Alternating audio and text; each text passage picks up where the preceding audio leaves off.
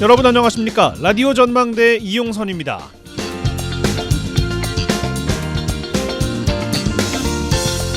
중국에서는 어제 9월 10일을 교사절로 보내고 있습니다. 중국 충칭에서 한 초등학교에 다니는 7살 소년이 담임 선생님에게 선물하겠다고 삼겹살을 나뭇가지에 걸어 어깨에 메고 가는 영상이 화제가 되고 있어요. 요즘 우리나라에서는 악성 민원에 시달리던 교사들의 안타까운 소식이 잇따르고 있어서 이 중국 소년의 소식이 더 마음을 끕니다. 온라인상에는 자신을 10대 촉법소년이라고 밝힌 글쓴이가 무적의 촉법소년단이라는 이름으로 가해 학부모들의 신상을 공개하면서 논란이 되고 있습니다. 사람들의 분노가 가해 학부모와 자녀들에게로 향하고 있는데 내용을 보니까요. 신상이 공개된 가해 학부모가 운영하는 가게에 포스트잇 테러가 이어지고 있고요. 달걀 투척하는 일까지 벌어지고 있답니다. 지목된 한 가해 학부모의 가게는 프랜차이즈 본사로부터 계약 종료를 통보받은 걸로 알려졌습니다. 자녀와 가족들의 신상까지 무분별하게 알려지면서 이성을 잃은 분노가 엉뚱한 곳을 향하고 있는 건 아닌지 지나친 사적 제지의 우려가 커지고 있습니다.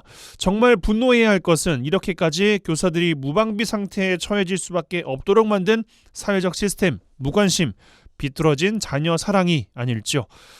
자, 오늘 라디오 전망대가 준비한 소식입니다. 지역 소식들 뉴스 브리핑 통해서 들어보고요. 매주 월요일 코너 털어불어 도정 소식 이어집니다.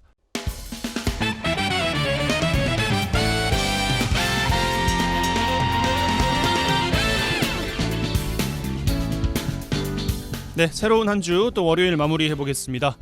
9월 11일 월요일이에요. 뉴스 브리핑 GBS 뉴스의 차범준 편집장과 함께합니다. 전화 연결돼 있어요. 안녕하십니까? 네, 안녕하세요. 네, 자 광양에서 시작합니다. 지난주 포스코 노동조합이 회사 측과 단체 교섭을 결렬하고 대의원 회의를 열었는데 쟁의 발생 안건을 의결했습니다. 회사 창립 55년 만에 포스코 노동조합의 첫 파업을 앞두고 있어요. 네, 포스코 노동조합이 대의원 회의를 열고 쟁의 발생 안건을 의결하면서 창사 이후 첫 파업 돌입 여부에 대해 광양의 지역사회에 관심이 모아지고 있습니다. 이 광양 지역 주민들로서는 그동안 포스코 광양제철소의 협력회사나 이 파업 또는 노사 갈등은 여러 번 지켜봤지만 이 포스코의 노사 갈등은 처음이라서 지역사회 전체의 관심이 모아지고 있습니다.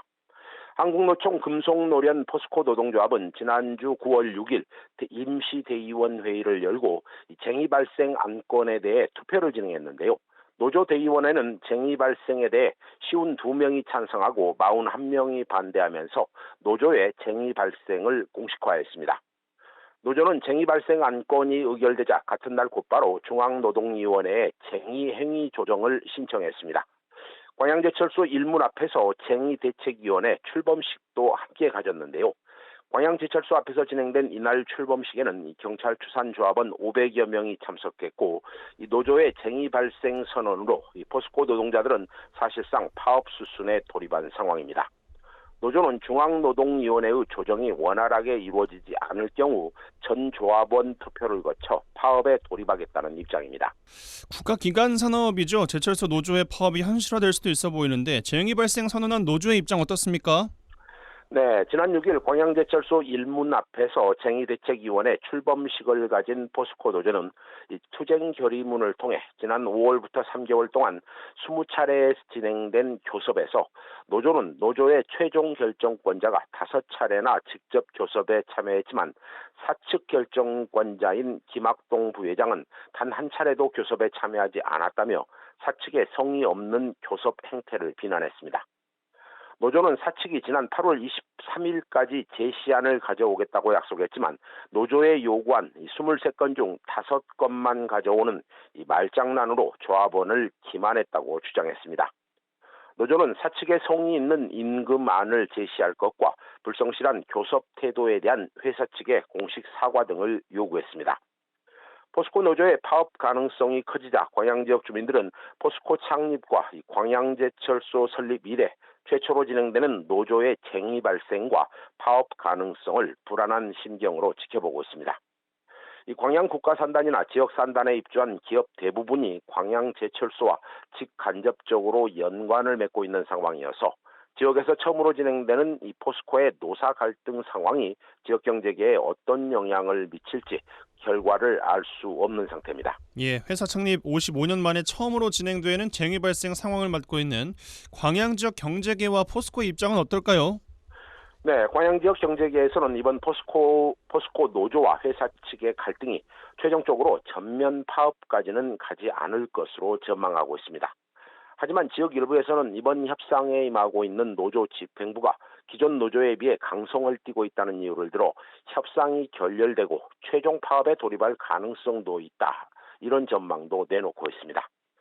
이 쟁의대책위원회 출범식을 진행한 노조의 강경 대응 기조에 대해 포스코 사측은 노조에 대해 교섭 복귀를 요청하며 원만한 타결을 요청하고 나섰습니다. 포스코는 언론을 통해 지난달 23일 20차 교섭에서 노조의 회사안을 일부 제시했고 임금 인상률 등을 추가로 제시하겠다고 일정을 밝혔지만 노조가 일방적으로 교섭 결렬을 선언했다며 노조의 강경한 대응을 비난하고 나섰습니다. 회사 측은 노조를 대상으로 지속적으로 교섭 복귀를 요청하고 성실한 교섭을 통해 쟁점을 원만히 타결하고자 노력하겠다는 원론적인 입장을 밝히고 있습니다. 이번에 쟁의 발생과 대책위원회를 출범한 한국노총 금속노련 포스코 노동조합은 약 11,000여 명의 조합원이 가입해 있고 광양제철소에는 5,000여 명, 포항제철소에는 6,000여 명의 조합원이 활동하고 있는 것으로 추산되고 있습니다. 예, 입장 차이가 좀 있어 보이는데 상황을 좀 더 지켜봐야겠습니다. 자, 여수로 가겠습니다. 최근 여수 앞바다에서 고수온으로 인한 양식 어류가 집단 폐사하고 있는 것과 관련해 지역에서 해당 소식을 핫한 뉴스로 또 좀 다루고 있습니다. 이슈로 어떻게 좀 대처가 될지 많은 관심이 쏠려 있는데 정부 여당 국회의원이 해당 뉴스를 가짜 뉴스로 취급해 논란이 되고 있어요. 네, 최근 여수 MBC를 비롯해 지역 방송사와 언론에서 여수 앞바다 양식장에서 고수원으로 양식 어류가 집단 폐사했다는 뉴스를 다룬 바 있습니다.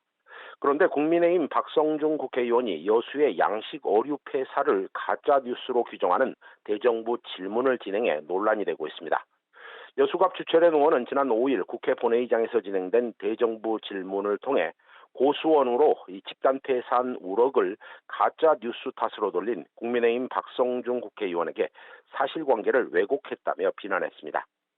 이번 논란의 배경은 같은 날 진행된 국회 대정부 질문에서 국민의힘 박성준 의원이 한덕수 국무총리에게 이 MBC와 KBS, 한겨레 등 친민주당 언론들이 왜곡 보도를 남발하고 있어 우리 수산업을 황폐화시키고 있다. 이렇게 주장했습니다. 국민의힘 박성준 의원은 횟집은 물론 양식장에 쌓인 우럭이 여수에서만 100만 마리가 넘게 폐사했다는 뉴스가 이 가짜 뉴스라는 취지로 한덕수 총리에게 대책을 물었습니다.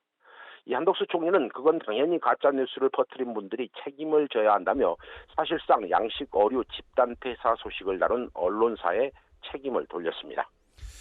고수온으로 양식 어류가 폐사해서 어민들의 시름이 큰 상황이죠. 국무총리와 박성중 의원이 해당 뉴스를 가짜 뉴스로 취급하고 있는 셈인데 언론에서 어민 피해를 보도하지 말라는 건지 정부 인식에 다소 문제가 좀 있지 않겠습니까?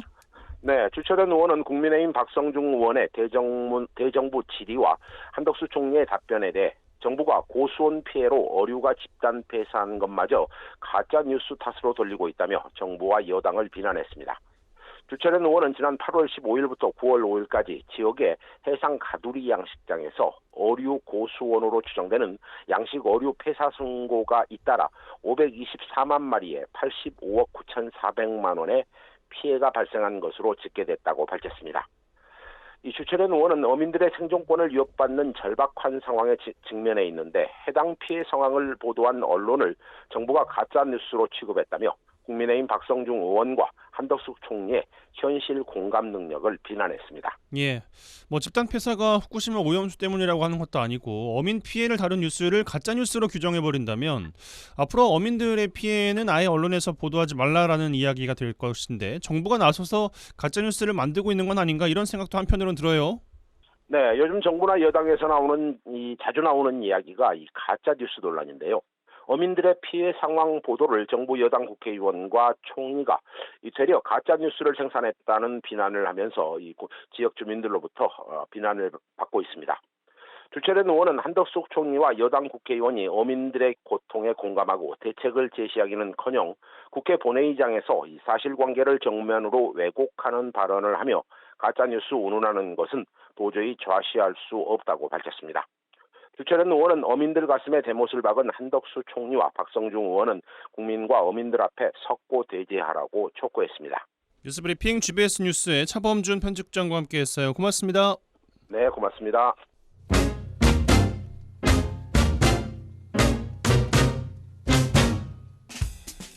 한 시간만 투자하세요. 지역 이야기를 모아 전해드립니다. 지역 시사는 역시 여수 MBC 이용선의 라디오 전망대.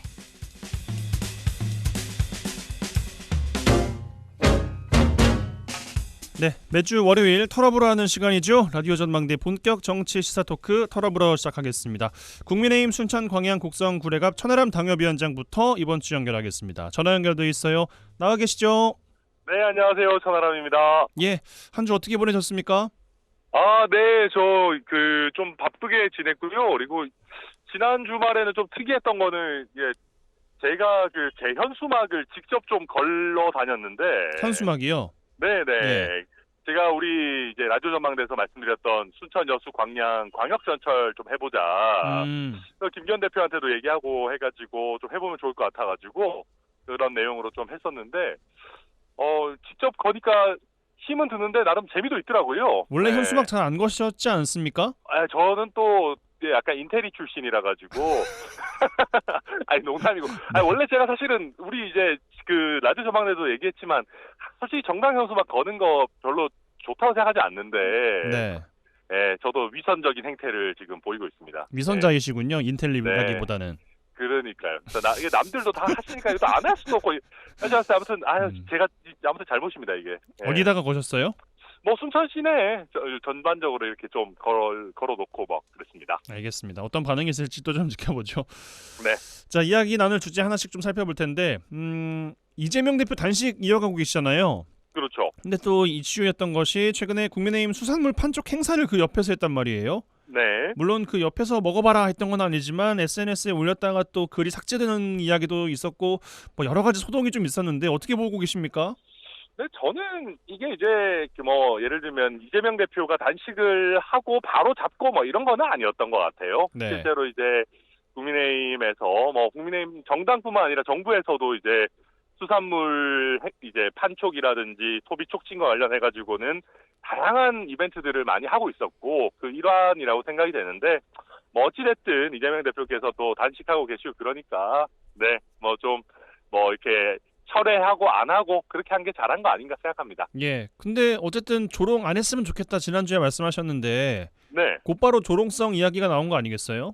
근데 그게 뭐 조롱하려고 그랬던 것 같아 보이지는 않아요. 그래요? 약간 공교롭게 시기가 좀 겹친 거 아닌가 그렇게 보입니다. 예. 또 이제 단식이 어떤 형태로 거둬질 것이냐, 또 누가 찾았냐 여기에 관심이 아무래도 쏠릴 수밖에 없는데, 네. 뭐 이낙연 전 대표께서도 뭐 찾고 그런데 여당에서는 찾는 분이 안 계셨잖아요. 그렇죠. 예, 그 대정부 질문에서도 총리에게 안 가보실 거냐 이야기가 또 많이 나오기도 하던데 어떻게 네. 보고 계십니까? 아마 이제 정부 여당 입장에서는 이재명 대표께서 대통령이 결코 받아들이기 어려운 뭐 국정 전체를 쇄신하고 뭐 내각을 총사퇴를 시켜라 뭐 이런 식으로 이제 메시지 타겟을 정하셨으니까 네. 정부에 있는 인사들도 방문하기가 쉽지는 않을 겁니다. 근데 이제 저는 그래도 뭐 총리까지는 어렵다고 해도 정무수석 정도는 한 번 정도 가볼 수 있는 거 아닌가 싶은 생각이 들고요. 그러니까 메시지를 못 받기 때문에 못 간다기보다는 간다기보다는 이재명 대표 입장이라면은 예. 아마 정부나 여당의 인사가 오는 것보다 이낙연 전 대표가 오는 게 100배 더 반가웠을 거예요. 이게 제가 지금 보니까 이재명 대표의 단식이라는 게 대국민 호소력이라는 거는 별로 이렇게 크게 높은 것 같지는 않은데 민주당 당내를 결속시키는 데는 나름대로 효과가 있는 것 같고 아하. 그걸 또 보여주는 게 그 이낙연 전 대표의 방문 같은 거거든요. 예. 그래서 이재명 대표의 마음을 제가 읽을 수는 없지만 아마 속으로는 이 정도면 민주당 당 내부 정치에 있어서는 꽤 잘 가고 있다라고 생각하실 것 같습니다. 제 생각에는. 예. 메시지 이야기하셨는데 네. 뭐 메시지와는 별개로 뭐 그냥 걱정이 된다, 인간적인 마음으로 방문 뭐 이런 것은 고려를 아예 할 수가 없는 거예요, 정치에서는? 뭐 할 수 있죠, 사실은. 음. 할 수 있고 뭐 눈치 보여서 못 가는 겁니까? 공개 방문이 어렵다면은 제가 봤을 때는 뭐 좀 이렇게 뭐 밤에 어차피 그 내부에서 하시잖아요. 예, 그 예. 당대표실에서. 예. 그러면 차라리 뭐 밤에 침야 시간에라도 잠깐 가서 뭐 얼마나 힘드시냐 그런 정도는 해도 되는데, 그러니까 우리 정치가 요새는 보면 여야 의원들이 서로 밥도 잘 같이 안 먹거든요. 예. 괜히 또 그런 거 한번 했다가 무슨 뭐 수박이니 뭐 우리 같으면은 뭐 민주당 뭐 스파이니 이런 얘기들 나오니까 예전에 비해 가지고 이 진영을 넘나들면서 소통하는 것 자체가 굉장히 많이 축소돼 있는 것 같긴 합니다. 네. 알겠습니다. 앞서서 대정부 질문 이야기 잠깐 드렸는데 네. 뭐가 좀 인상적이었습니까? 어떤 분의 어떤 발언, 어떤 이슈가 좀 인상적이셨어요? 저는 제가 친해서 이제 팔이 안으로 굽는 건데요. 어쩔 수 없죠, 뭐. 허은하 의원이 대정부 질의했는데 예. 내용도 굉장히 파격적이었고 또 딜리버리, 그러니까 전달하는 매너가 굉장히 좋았어요. 그래서 허은하 의원이 확실히 이게 저랑 같이 전당대회 해가지고 안으로 굽는 거지만 전당대회 하시면서 이 레벨이 굉장히 많이 올라갔구나. 어떤 내용이었습니까? 그런 거를 소개 좀 봤었어요. 해주십시오. 소개해드리면은 그 총리와 여가부 장관을 대상으로 해서 그 여가부와 여성 단체가 너무 이익 공동체처럼 돼 있는 거 아니냐. 뭐 예를 들어서 과거에 뭐 양성평등 뭐 이렇게 하는 무슨 그 기구에서 남자들은 다 잠재적 성범죄자니까 너의 무고함을 네가 입증해야 돼. 뭐 이런 자료를 만들어서 문제가 된 적이 있었는데 네. 그런 부분들에 있어가지고 여가부나 여성단체가 좀 제대로 된 어떤 시정 조치나 이런 것들이 안 된다. 그러면서 이 여성단체들이 여가부에서 과도한 예산이나 이런 걸 받아서 오히려 성별 갈등을 부추기고 있는 거 아니냐. 뭐 이런 식의 얘기를 했는데 이게 사실은 이 여성단체라고 하는 것이 굉장히 좀 성역화가 돼 있어가지고 여성단체를 비판하면은 마치 여성 전체를 혐오하는 거냐 무슨 이런 공격을 받기가 딱 좋거든요. 예.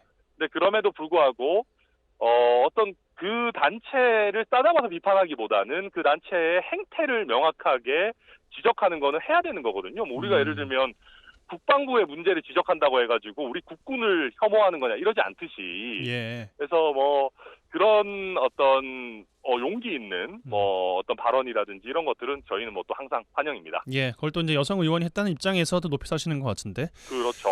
알겠습니다. 또 그밖에 뭐 잼버리 사태, 뭐 교권 보호, 경제 분야, 뭐 각 분야에서 격돌했는데 그나마 또 건설적인 안을 내놓았다라고 보는 분야는 어떤 게 있으십니까?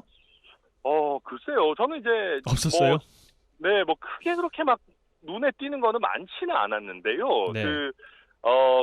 이제 아무래도 이 야당 의원들이 정부를 때리는 거는 그냥 이제 뭐 약간 자연스러운 일이니까 네. 생각보다 크게 이슈가 되진 않았던 것 같고요. 이게 이제 여당에서도 김우 의원 같은 분이 이제 그 최상병 우리 해병대 사태와 관련해서 국방부 장관한테 아니 이래도 되는 거냐. 문재인 정부 때 우리가 정말 서해 공무원 피격 사건이나 이럴 때 우리 공무원의 생명을 지키지 못했다고 그렇게 우리가 타박했었는데 네. 우리가 지금 최상병 사태를 이런 식으로 다뤄도 되는 거냐라고 부러운 줄 알아야 된다라고 세게 얘기를 하셨는데 네. 그런 거는 좀 인상 깊었고 멋있게 봤습니다. 예. 그 부분은 공감이 되더라고요. 예. 네. 맞습니다.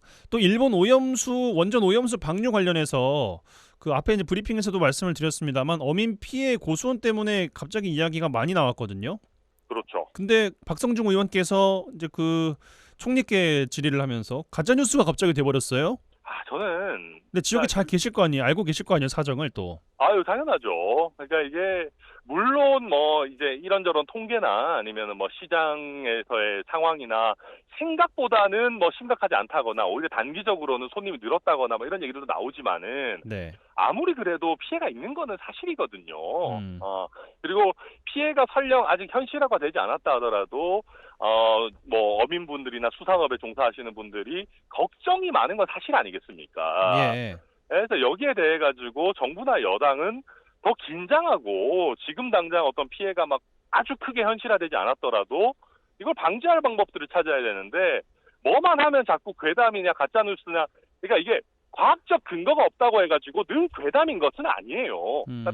걱정이 될 수 있죠, 당연히. 그래서 저는 이런 어떤 너무 과도하게 국민들의 걱정을 좀 평가절하하는 거는 정부 여당의 태도로서 적절하지 않다고 봅니다. 알겠습니다. 지역으로 좀 들어가 보겠습니다. 순천만 국가정원 노동자분들께서 진호위에서 부당해고 인정을 받았는데 최근에 중노위가 판정을 뒤집었습니다. 뭐 보수적인 판단이라는 지역 시민단체 의견도 있던데 어떻게 보고 계십니까?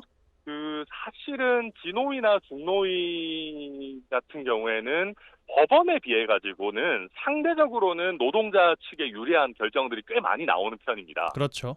예, 아무래도 뭐 이제 노사위원들이 있고 또 공익위원들의 선정 같은 경우도 법원에 비해서는 상대적으로 좀 노동계의 목소리를 들으시는 분들인데 예. 제가 사실은 지난번에 진노위 결정 나왔을 때도 이거 약간 좀 법률적으로는 지켜봐야 된다라는 입장이었는데 맞아요. 예, 그래서 그런 어떤 글쎄요, 노동자 측에서 봤을 땐 우려가 중노위에서 좀 현실화된 거 아닌가 저는 뭐 그렇게 보고 있습니다. 네, 순천시는 어떻게 대응을 해야 될까요? 순천시는 일단 뭐 용역업체니까는 상관없다, 뭐 약간 이런 분위기인 것 같은데. 그러니까 이게 참 이게 정치적인 것과 법률적인 것들이 뒤섞이면 이렇게 어렵습니다. 그러니까요. 이게 뭐냐 하면 법률적으로는 순천시가 개입하는 게 순천시에 되게 안 좋아요. 예.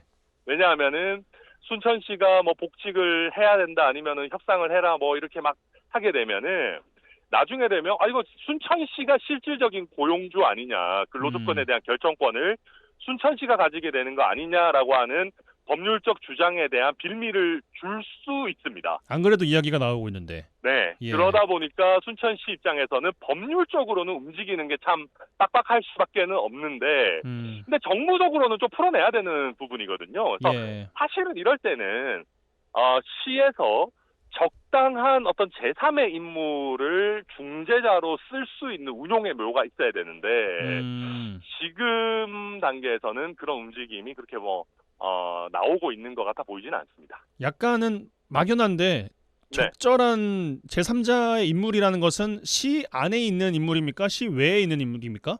보통은 이제 시와 관계가 좋고 신뢰할 수 있는 시민사회의 인물이거나 예. 극단적일 때는 좀 이상한 얘기지만 정보 업무를 담당하는 경찰분들이 나서는 경우들도 종종 있고요. 그냥 노동계와 의외로 소통이 잘 되기 때문에. 예. 그게 아니면 뭐 이제 지역에서 시와도 소통이 잘 되는 법률가분이 이제 좀 나서가지고 얘기를 하는 경우들도 있고 다른 시자체 같은 경우도 보면 사실 하려면 시가 직접적으로 법률적으로 개입하지 않더라도 할 수 있는 방법들은 사실 있습니다. 예. 이제 그걸 정치적으로 할 거냐 그 판단의 문제죠. 네. 반대로 천하람 당협위원장이 제시할 수 있는 것은 없을까요? 뭐 할 수도 있는데, 근데 이제 제가 그러려면은 시나 이제 양쪽에서 어느 정도의 권한 부여를 받고 소통을 할 수 있는 상황에서 해야 되는데, 아마 노광규 시장 입장에서 저한테 그걸 맡긴다 그러면은 가뜩이나 뭐 또 무슨 국민의힘이랑 너무 친한 거 아니냐, 뭐 이런 식의 얘기들이 나오고 있는 상황에서 예. 시장께서 그런 거를 별로 원할 것 같아 보이진 않습니다. 그러네요. 네. 알겠습니다. 또 최근에 흉악범죄 피의자들이 은둔형 외톨이인 경우가 종종 있다 보니까 뭐 관리에 대한 이야기가 나오고 있는데 순천시가 또 좀 이슈가 됐었어요. 지원이나 맞아요. 관리 시스템이 마련되어 있지 않다라는 이야기가 나오면서인데 지자체 차원에서는 어떤 걸 좀 할 수 있겠습니까? 일단 좀 알아봐야 됩니다. 예. 그러니까 이게 지금 광주에서도 제가 지난번에 보니까 은둔형 외톨이 문제를 좀 많이 다루는 이제 광주 시의원분하고도 제가 얘기를 좀 나눴었는데 결국은 일단 실태 조사부터 잘 돼 있지 않습니다.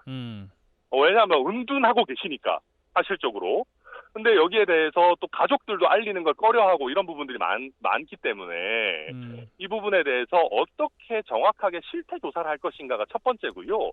그 다음에는 사실은 폴리텍 대학이라든지 이런 곳들과 연계해가지고 차츰차츰 그분에게 조금이라도 뭐 당장 취업을 하기 어렵더라도 교육 같은 것들을 최대한 잘 이렇게 원하시는 형태로 제공할 수 있는 상담과 컨설팅이 필요한 것인데 일단은 지금 현재는 전국적으로 봐도 대략적으로 뭐 몇십만 명 될 거다라는 얘기만 있지 제대로 된 실태조사 없거든요. 예. 이거부터 사실 해야 됩니다. 네. 알겠습니다. 이 정도로 이번 주 인터뷰를 마무리하죠. 턴업으로 천하람 당협위원장과 함께했어요. 고맙습니다. 네, 감사합니다.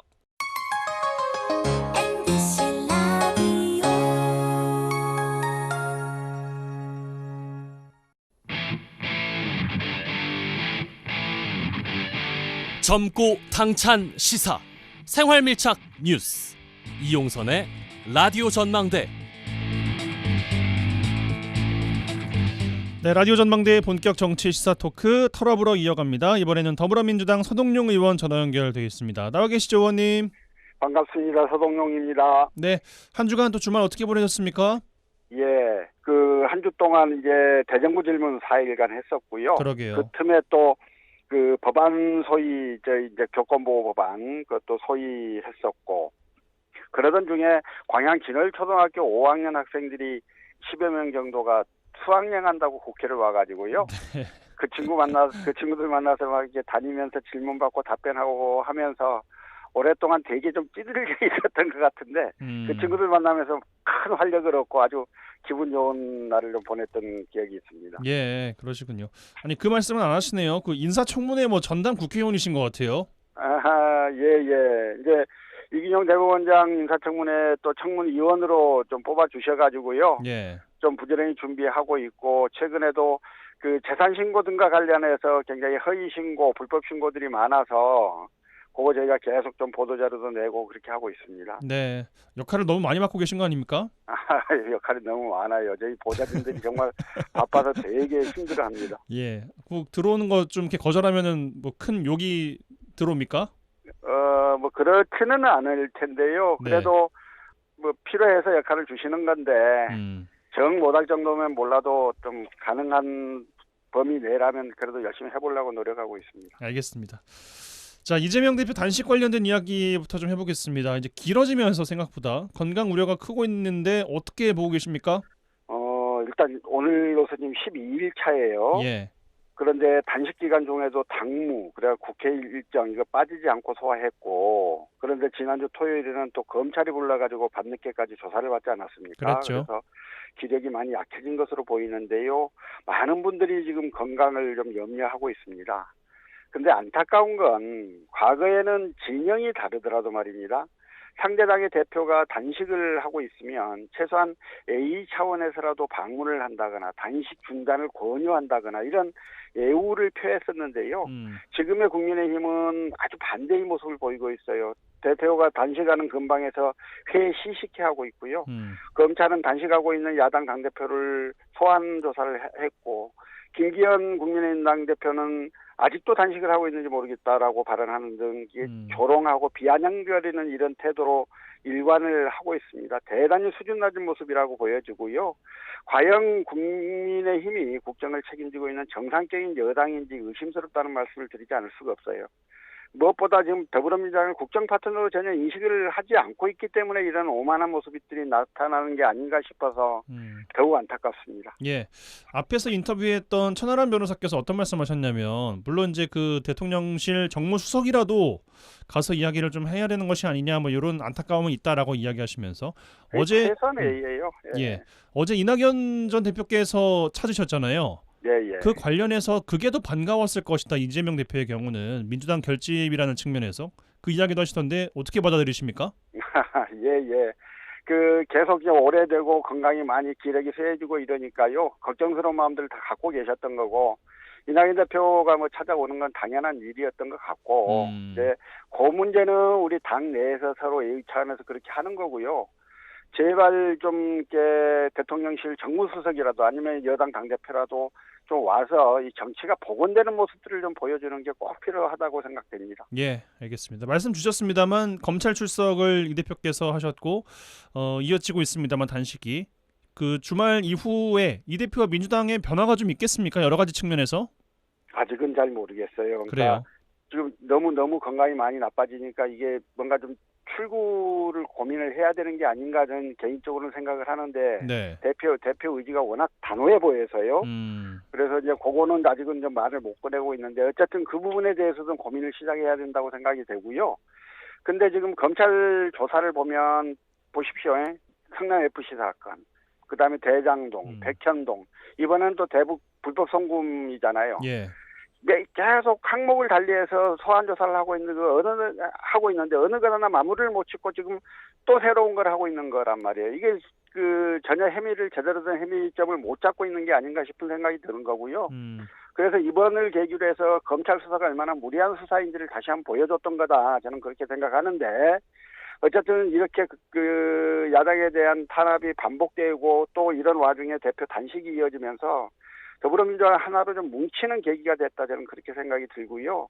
지난주 갤럽 여론조사를 보면 당 지지율이 크게 상승했지 않았습니까? 후쿠시마 오염수뿐만 아니라 최수근 상경 사망 사건에 대한 특검 추진, 그리고 홍범도 장군 총상 문제, 이런 것들이 좀 계속 겹치면서 민생과 경제에는 무능하고 대신 이념과 역사 왜곡으로 국정 운영에 올인하는 이런 그 윤석열 정부의 모습이 샅샅들이 이게 드러나고 있고, 민주당이 시민단체 등과 힘을 합쳐 이걸 바로잡기에 노력을 하고 있기 때문에 앞으로 우리 당은 이제 지지층뿐만이 아니고 중도층 국민들도 좀 결집해가는 그러한 계기들이 될 것이라는 생각이 듭니다. 예, 알겠습니다. 국회 대정부 질문 관련된 이야기도 좀 여쭙겠습니다.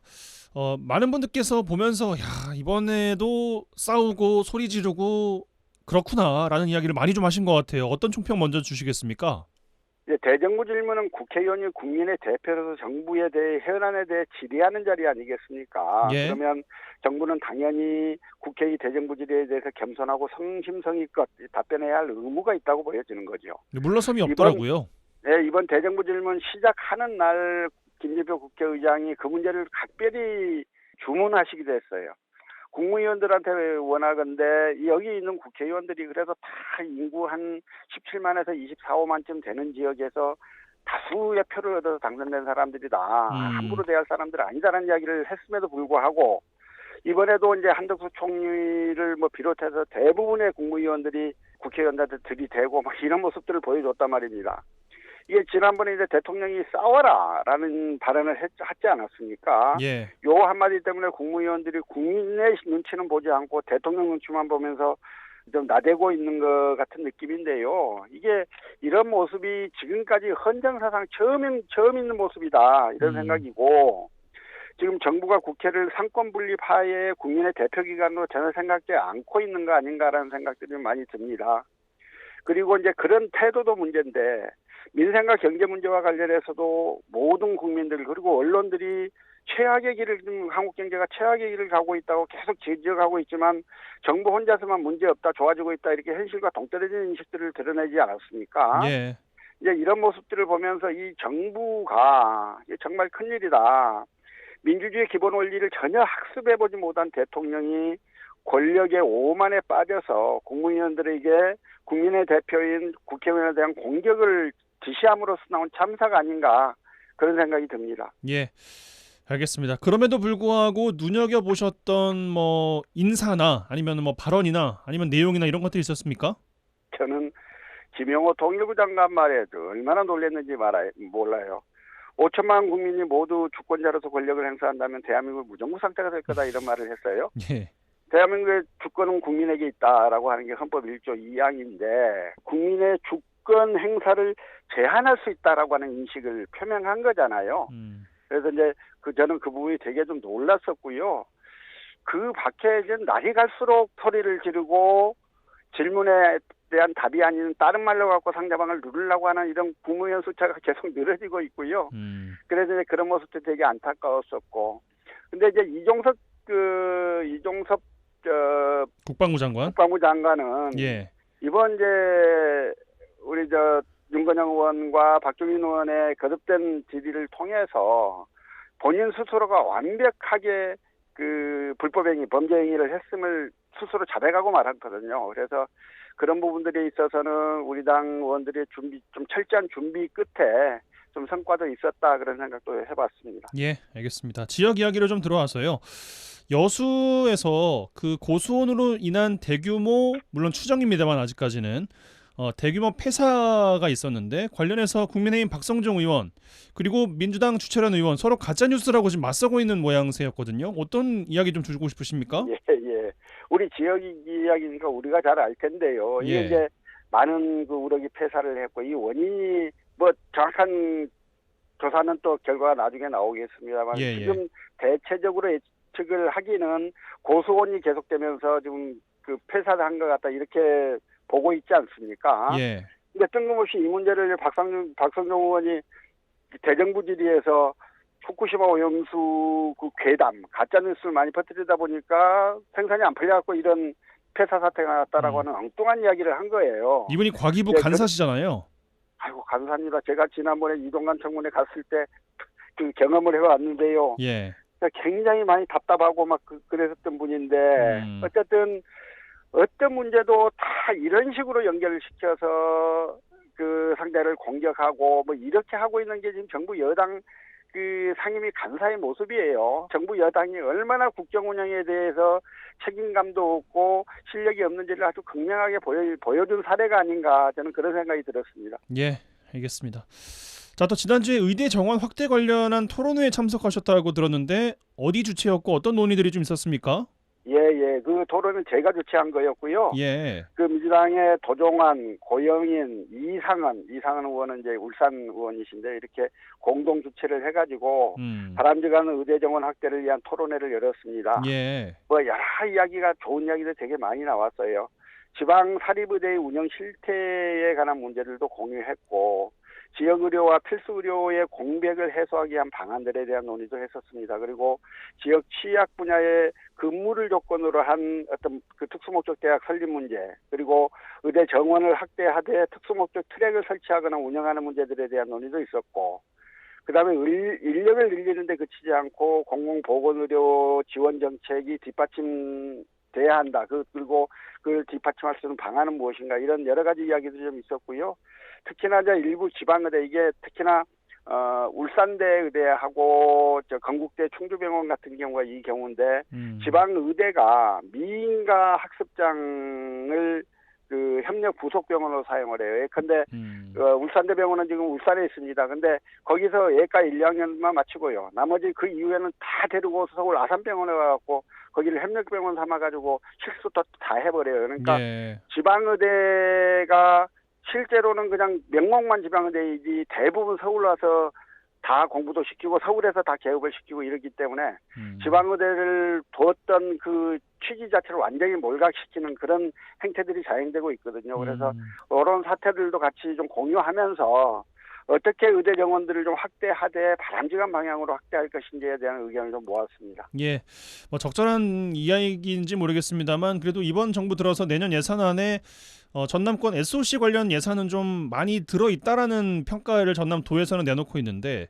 예. 전남권 의대 유치는 과연 이번 정부에서 현실화할 수 있을 것인가? 많은 분들 좀 지켜보고 계실 것 같은데 어떤 말씀 주시겠습니까? 예, 오늘 오전에 이제 더불어민주당하고 전남도하고 예산정책 협의회를 했고요. 예. 국가 예산은 한 2몇 프로 정도 상승하는 수준, 지금 역대 가장 낮은 상승률을 보였던 건데, 그래도 전남도 예산 반영은 지금까지 반영된 게 한 4몇 프로가 반영이 돼서 예전보다는 성과가 좋다는 이야기를 좀 했었습니다. 예. 그러면서 특히 의대 문제에 대해서 굉장히 많은 이야기들이 좀 있었고요. 이거를 민주당에서 당론으로 채택을 해다오라고 하는 요구를 했고, 우리 당 원내대표인 박강원 의원하고 정책위 의장인 김민석 의원이 당론 채택을 적극적으로 고민하겠다고 해서 했기 때문에 이제 어쨌든 이게 당론으로 채택되면 또 저희 당이 좀 추진하는 데 있어서 더 좀 큰 힘을 받지 않을까 하는 생각입니다. 그래서 더 열심히 한번 추진해 봐야 되겠다고 생각합니다. 알겠습니다. 마지막 질문 드려야 될 것 같은데요. 광양시장과 광양시의회 의장 또 시의원들께서 최근 장기 해외 연수를 줄줄이 떠나고 있습니다. 물론 뭐 해외 연수에 대한 이야기는 매번 나오고 있습니다만 굉장히 광양 지역에서는 또 오랜만인 것 같아서 공백과 연수의 실효성에 대해서 의문을 품는 지역민들께서 계시는 것 같은데 어떤 말씀 주시겠습니까? 예. 국회도 그렇고 지방의회도 그렇고 해외 시찰 나간다 그러면 국민들 시선이 곱지 않은 게 현실이지요. 예. 이번 이제 광양시의회에서 한 반 정도가 이제 유럽으로 나가셨고 또 시장님하고 시의회 의장님이 또 같이 해서 또 유럽으로 또 다른 데로 가셨어요. 그래서 비슷한 시기에 비슷한 지역으로 가는 거에 대해서 시민들의 불만을 제기하시는 분들도 계셨고요.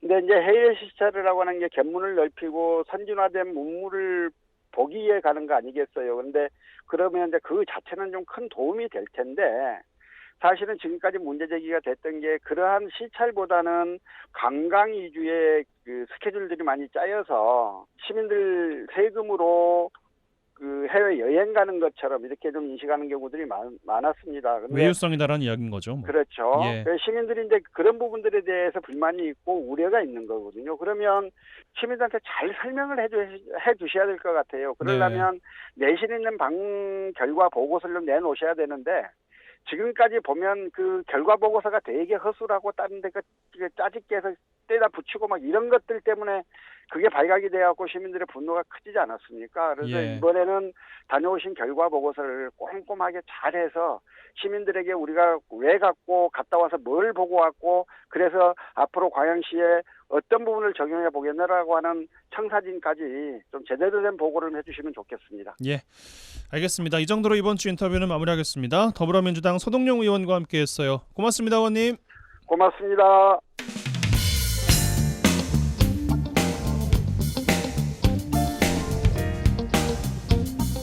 네, 한 주간 주요 도정 소식 살펴보겠습니다. 전라남도 대변인실 방준환 사무관 전화 연결돼 있습니다. 안녕하십니까? 네, 반갑습니다. 네, 첫 소식입니다. 정부의 긴축 재정 여건에도 주요 철도 건설에 필요한 예산이 확보가 됐습니다. 전남 지역 철의 실크로드 르네상스 시대를 열게 됐다 이런 평가예요? 예, 그렇습니다. 내년 정부 예산안에 전남의 철도 건설 사업 예산이 3,100억 원이 반영이 됐습니다. 당초 부처안으로 2,596억 원이 편성이 돼 전남도가 사업의 당위성과 또 타당성을 정부에 계속해서 건의한 결과 496억 원을 증액시키는 성과를 냈습니다. 그래서 이 예산은 호남고속철도 2단계 사업으로 광주 송정에서 무안공항을 거쳐 목포까지 78.3km인데 이제 2025년 완공이 필요한 예산을 확보했으면 됐습니다. 또 경전선 전철화 사업도 광주 송정에서 보성 순천까지 121.5km의 준고속 열차가 운행되는 사업인데 382억 원이 확보돼서 올해 6월 발주된 실시 설계에 더 속도를 내게 됐습니다. 이 밖에 이제 보성선 목포 임성리간 남해선 철도 건설 사업에 289억 원이 반영됐고 목포형 노후 역사 개량 사업도 실시 설계비 1억이 반영돼 사업 추진에 동력을 얻게 됐습니다. 앞으로 확보된 예산이 계획대로 잘 집행해 도내 철도망 구축 사업에 차질이 없도록 할 계획입니다. 예. 또 전남도가 청년 인구의 유출을 막고 안정적인 정책을 지원하기 위해서 전남형 만원 주택 사업을 발표했어요. 예, 그렇습니다. 요즘 계속해서 이슈가 되고 있죠. 사실 지난 5년과 전남의 청년 인구만도 67,314명이나 줄었습니다. 그래서 전남도가 전남형 만원 주택 사업 등 총 2,893억 원 규모의 청년 맞춤형 주거복지 정책을 마련해서 발표를 했습니다. 사업비는 도비하고 광역소멸기금으로 활용이 되고요. 이 전남형 만원 주택 사업은 신혼부부를 위한 전용면적 84제곱미터 이하 주택하고 청년을 위한 전용면적 60제곱미터 이하 주택을 신축에 보증금 없이 월 만원의 임대료로 최장 10년까지 거주가 가능합니다. 전남형 만원주택은 인구 소멸 지역으로 분류된 16개 군에 2035년까지 1년에 100호에서 200호씩 순차적으로 균형 있게 건립이 됩니다. 네, 알겠습니다. 또 15년 만에 전남에서 열려요. 전국체전이 한 달 앞으로 다가왔습니다. 성공 개최를 위한 준비 순조롭게 진행 중이라고요? 예, 그렇죠. 전국체전의 개폐식과 또 육상 경기가 열리는 목포 종합경기장도 완공이 돼 그 유용을 드러냈습니다. 다음 달 13일부터 일주일간 경기장을 밝힐 성화대와 대형 전광판, 또 조명탑, 관중석의 주요 시설들도 착착 공사를 마친 상태입니다. 최전에 꽂힌 육상 경기를 위해 트랙과 잔디 식재도 완료가 돼 첫 삽을 든 목포 종합경기장이 이제 4년 만에 완공을 받습니다. 이번 체제는 목포 종합경기장을 비롯해 22개 시군 70개 경기장에서 49개 종목이 분산 개최가 됩니다. 목포뿐만 아니라 전남 전역이 이제 손님 맞이에 또 바빠졌습니다. 숙박과 음식, 교통은 물론 선수단과 관람객의 안전을 최우선으로 하고 성공적인 대개최 다시 한번 결의를 다졌습니다. 네, 또 국가 청정 수소산업 중심지로 도약하기 위해서 산학연관이 참여한 전남 수소산업 발전협의체가 본격 출범했다고요? 예, 전남은 아시다시피 대규모 해상 풍력과 또 한국에너지공대 수소 전문 인력 등 그린 수소 산업 육성을 위한 최적지로 보고요. 그래서 오늘 전남도청에서 수소 분야 전문가들이 참석한 가운데 협의체 출범식을 갖고 수소 산업 육성을 선언을 했습니다. 여기엔 포스코홀딩스와 효성, 또 한양, GS칼텍스, 한국수력원자력, 한국에너지공대 등 20개 수소 관련 기업들이 참여했는데 협의체는 앞으로 수소 전문 기업을 육성하고요. 또 전남 청정 수소 개발 전략은 물론 수소 산업과 관련된 다양한 주제와 현안 논의를 다루게 됩니다. 특히 각 기관들은 어쩌면 전남이 청정 수소 석도도시 중심지로 보고 친환경 수소 경제 허브 도시로 성장하는데 나름의 역할에 나서 관심이 모아지고 있습니다. 네, 또 전남도가 지난 4월에 저온 피해를 입은 피해 농가 복구비로 225억 원을 확정해서 지급에 들어갔어요. 예, 이번 지원은 지난 4월 3일간 기온이 영하 2도 이하로 떨어져 과수 착과 불량과 또 양파 2만 원병의 저온 피해를 입은 19,000여 농가 7,144헥타가 지원 대상이 됩니다. 피해는 주로 나주가 1,734헥타로 가장 많고요. 무안이 1,297헥타, 순천이 640헥타, 신안이 558헥타, 광양이 457헥타 수를 보였습니다.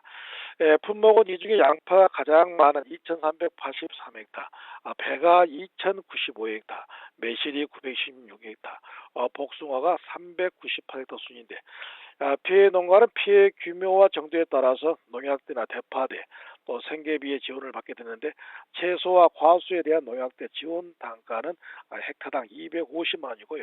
50% 이상 피해 시 지원될 생계비는 4인 가족 기준에 130만 원에 이르고 있습니다. 네. 자, 마지막 소식입니다. 전남도가 아랍에미리트와 재생에너지를 비롯해서 스마트팜 등의 상호 교류를 확대하고 나선다고요? 예, 그렇습니다. 전남도가 민선 8기에 들어서 서서히 아랍권으로 교류를 지금 확대를 하고 있는데요. 이런 데는 아랍에미리트 왕자 일행이 그제 주말 전남을 방문해서 해남 솔라시도와 또 강진 스마트팜을 차례로 둘러봤습니다. 아랍에미리트 왕자가 소유한 UAE 로얄 패밀리 오피스는 아시다시피 IT와 무역, 또 부동산, 스포츠, 금융 등 전 세계적으로 다양한 비즈니스를 추진하고 있는데 이번 왕자 일행은 솔라시도를 방문해 스마트 시티와 전남 서남권 재생에너지에 대해 설명을 듣고요. 특히 대규모 스마트팜인 탐진들의 최첨단 스마트 유리온실을 둘러보면서 전남의 친환경 농산물에 감명을 받고 협력 관계를 원했습니다.